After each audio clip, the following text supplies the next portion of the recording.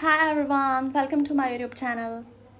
In this short tutorial, I'm going to show you that how can you delete your Pinterest account. So let's start up the process. Open up your Pinterest app. Now tap on profile icon at the right bottom of the screen. Now tap on profile icon at the left top of the screen. Now tap on first option, account management. Now here at the last you can see the option delete your data and account. Tap on this option.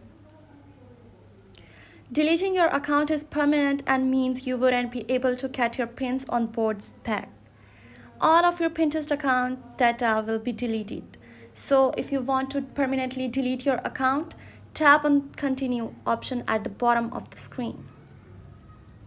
Tap on any reason and send email.